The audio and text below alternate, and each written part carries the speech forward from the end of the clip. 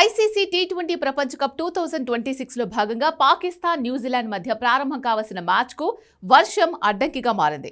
కొలంబోలోని Premadasa stadium వేదికగా జరుగుతున్న ఈ మ్యాచ్లో సరిగ్గా పాకిస్తాన్ బ్యాటింగ్ ప్రారంభానికి ముందు వర్షం అంతరాయం కలిగించింది.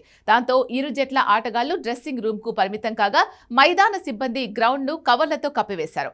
వర్షం వస్తూ ఆగుతూ దోబూచులాడుతూ ఉంది. వర్షం వస్తూ పోతూ ఉండడంతో మైదానాన్ని సిద్ధం చేయడం గ్రౌండ్ మెన్కు కష్టంగా ఉంది. అంతకుముందు ఈ మ్యాచ్లో పాకిస్తాన్ టాస్ గెలిచి బ్యాటింగ్ ఎంచుకుంది.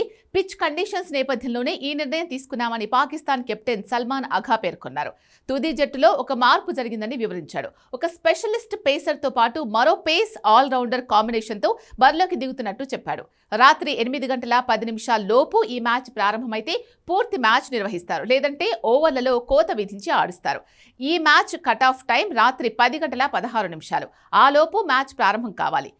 ఇరు జట్లు కనీసం 5 ఓవర్లు ఆడే పరిస్థితి ఉంటేనే మ్యాచ్ కొనసాగిస్తారు. వాస్తవానికి ఐసీసీ టీ20 ప్రపంచ కప్ 2026 మ్యాచ్ ఫలితాల కోసం ఐసీసీ 90 నిమిషాల సమయాన్ని అదనంగా కేటాయించింది. దాంతో ఈ మ్యాచ్ కట్ ఆఫ్ టైం రాత్రి 10:16కు చేరింది, లేదంటే రాత్రి 8:46 తుది నిర్ణయాన్ని వెల్లడించేవారు. కనీసం 5 ఓవర్ల ఆట సాధ్యం కాకపోతే మ్యాచ్ను రద్దు చేసి ఇరు జట్లకు చెరో పాయింట్ కేటాయిస్తారు. ఎందుకంటే సూపర్ 8 మ్యాచ్లకు ఐసీసీ రిజర్వ్ డే కేటాయించలేదు. ఈ మ్యాచ్ రద్దయితే న్యూజిలాండ్ పాకిస్తాన్ జట్ల సెమీస్ అవకాశాలపై ప్రభావం పడుతుంది. రద్దయిన మ్యాచ్లకు నెట్ రన్ రేట్ను లెక్కించరు.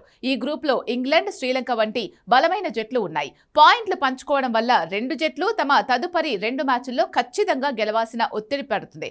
ముఖ్యంగా న్యూజిలాండ్ తన తదుపరి మ్యాచ్లను పల్లెకెలెలో ఆడనుంది. అక్కడ కూడా వర్ష సూచన ఉంటే వారి సెమీస్ అవకాశాలు ప్రమాదంలో పడే అవకాశం ఉంది.